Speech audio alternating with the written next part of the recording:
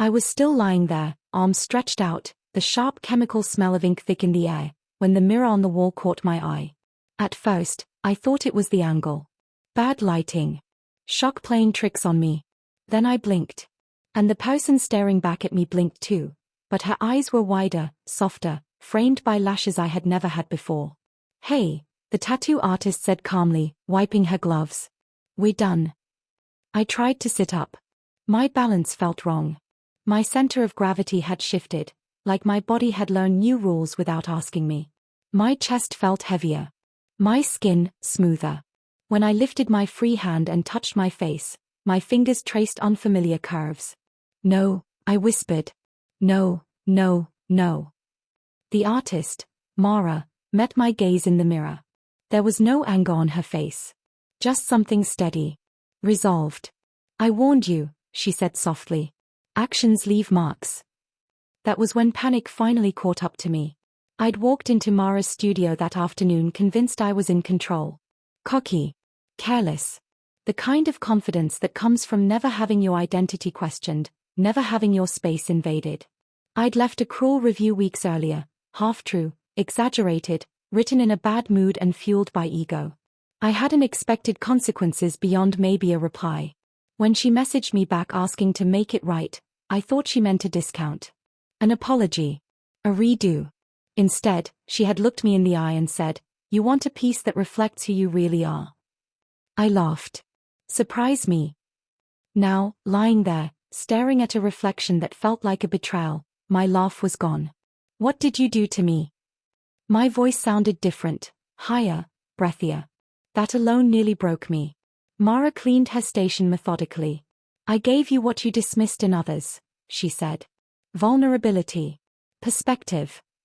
I swung my legs off the chair and nearly stumbled. My hips moved differently. The world tilted. "This isn't funny," I said, my hands shaking. "Change me back."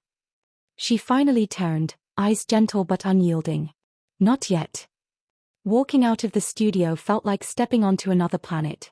The late afternoon sun caught on my skin, warming it in a way that felt too intimate. Every step drew attention, to the sway I didn't know how to control, to the way my clothes now fit wrong and right at the same time. People looked. Not cruelly. Curiously. I wrapped my arms around myself, heart racing. My phone buzzed, messages from friends asking where I was. I couldn't answer. I didn't know how to explain that I no longer knew who I was. At home, the disruption hit harder. My keys felt strange in my hands. The mirror by the door reflected a stranger wearing my clothes like borrowed memories. I locked the door and slid down it, breath coming in short gasps. "This isn't real," I told myself. "This can't be real." But when I stood and walked to the bathroom, the evidence followed me. Long hair brushing my shoulders. A body that moved with unfamiliar grace. A face that held my eyes but not my shape. I turned the faucet on, splashed water on my face. The reflection didn't change. I wasn't dreaming. The next day was worse. I couldn't avoid the world forever. Groceries had to be bought. Calls returned. Life continued with ruthless indifference to my crisis. At the store, a cashier smiled and said, "Morning." Just that. Nothing loaded. But my chest tightened anyway. I heard my voice respond, soft, polite, and felt something twist inside me. On the walk home, a woman complimented my jacket. I thanked her automatically. The exchange was simple. Human. And yet, it rattled me. Back in my apartment, I paced. Anger flared. At Mara. At myself. At the mirror. I replayed our interactions, the careless review, the entitlement dripping from my words. "This is your fault," I muttered. "You did this." But another voice, quiet, unwelcome, asked, "Did you deserve to be untouched by consequence?" I didn't like that question. That night, sleep refused to come. My body felt unfamiliar against the sheets. I lay there, cataloging sensations, the weight of my hair, the rise and fall of my chest, the way emotions sat closer to the surface, raw and immediate. Eventually, curiosity slipped in through the cracks of fear. I stood and went to the closet. My clothes didn't fit. Not properly. Jeans sat wrong. Shirts hung awkwardly. I found an old hoodie and wrapped myself in it, the fabric falling over curves I didn't know how to acknowledge. In the bathroom, I studied myself more carefully this time. Not with panic, curiosity. The face looking back was beautiful in a quiet, understated way. Not exaggerated. Not cartoonish. Real. Is this me? I asked. The silence answered nothing, but my heartbeat slowed. I experimented, brushed my hair, watched how it fell. Tied it back, then let it loose again. Each movement taught me something new. I found makeup I'd forgotten I owned, props from a costume party years ago, and tried it with clumsy fingers, wiping it off, trying again. I laughed once. A surprised sound. That scared me more than the fear had. Days passed in a strange limbo. I avoided Mara's messages at first. Then read them. Then reread them. You don't have to like this, one said. But you should sit with it. I did. In long walks. In quiet cafes where no one knew me. In moments where strangers interacted with me as if this had always been who I was. Something shifted. I noticed how people listened differently. How conversations slowed. How I was interrupted more, and how, when I spoke firmly, the room adjusted. I felt anger flare at injustices I'd never noticed before. I felt joy bloom at small kindnesses I'd once ignored. On a weekend, I went further. I dressed intentionally. A simple dress. Flats. Nothing dramatic. I stood at the door for 10 minutes before opening it. Outside, the city hummed. A barista asked my name. I hesitated, then gave one that felt right in my mouth. She wrote it on the cup without question. I stared at the name like it might dissolve. It didn't. The confrontation I'd been avoiding arrived on a rainy afternoon. Mara asked me to come back to the studio. I almost didn't. But curiosity, and something like gratitude, pulled me there. She greeted me with the same calm. How does it feel? She asked. I searched for the right words. Unfair, I said first. Then, after a pause, revealing. She nodded. Good. I want to go back, I added quickly. But I don't want to pretend this didn't matter. She smiled, just a little. That's the point. We talked for hours. About power. About harm done casually. About how identity can be both armor and prison. She told me about the art, not magic exactly, but intention made manifest. A transformation that would last until I chose what to take from it. You can leave like this forever, she said. Or you can return. But you don't get to be unchanged. The choice sat heavy in my chest. The final test came sooner than expected. A work meeting. Cameras on. Faces familiar. I could avoid it, call in sick, hide. Or I could show up as I was. My finger hovered over the mouse. Then I clicked join. The silence was brief. A flicker of surprise. Then the meeting moved on. Questions were asked. Ideas debated. My contributions landed differently, but they landed. Afterward, a colleague messaged me privately. You seemed more present today. I closed my laptop and exhaled. That night, alone, I stood before the mirror one last time before making my decision. I traced the lines of my face, the shape of my body. I thought about the person I'd been, sharp-edged, unexamined, and the person I was becoming.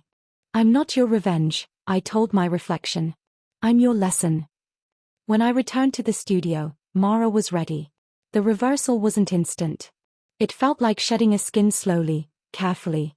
When it was over, I stood there again, changed back, yes, but not restored. My eyes were the same. But my posture wasn't. My silence wasn't. Thank you, I said, surprising myself. She nodded. Remember it? I do. Every day. Because the tattoo artist's revenge didn't turn me into a girl. It turned me honest. And if you're watching this, wondering what would happen if you let yourself see the world from another angle, even briefly, I'll tell you this. Transformation isn't always about becoming someone else. I thought going back to my old body would put everything back where it belonged. It didn't.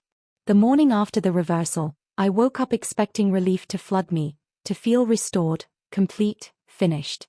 Instead, I lay there staring at the ceiling, chest tight, heart unsettled, like I'd returned from a place that had changed the shape of my thoughts.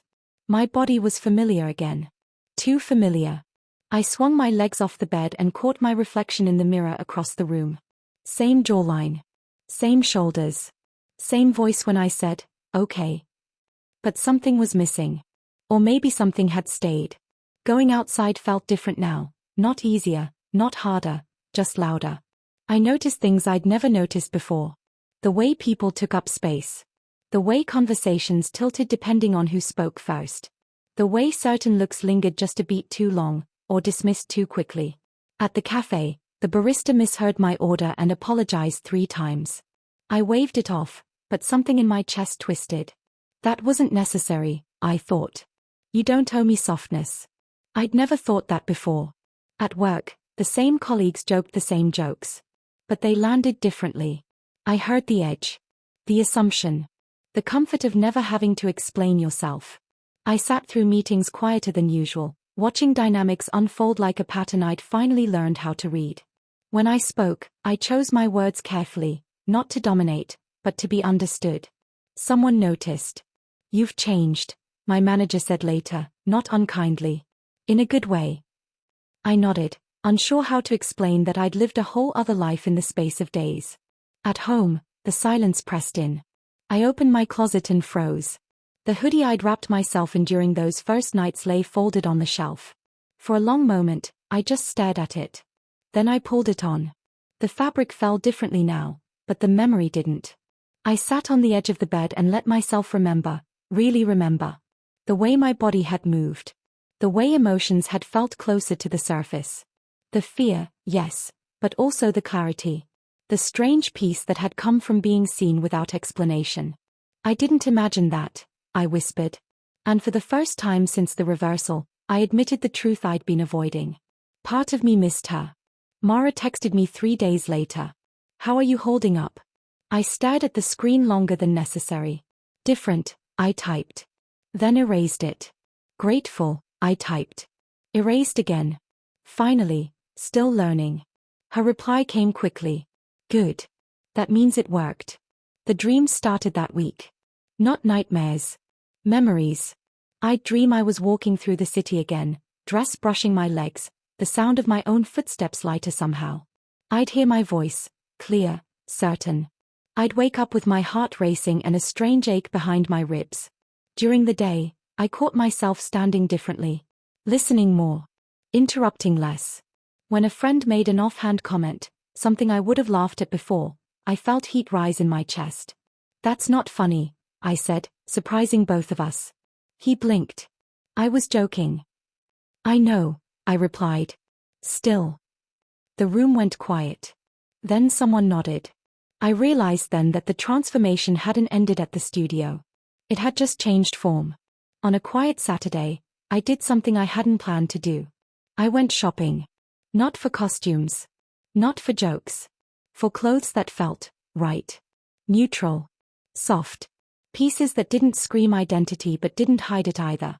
In the fitting room, I tried on a sweater that draped instead of clung. I studied myself in the mirror, not searching for her, not rejecting him. Just looking. I can hold both, I said softly. The idea settled into me like a truth I'd been circling for years. When I finally met Mara again, this time for coffee, not ink, I thanked her properly. I was angry, I admitted. At first. I thought you took something from me. She stirred her drink, watching the surface ripple. And now? I think you showed me something I'd been protected from.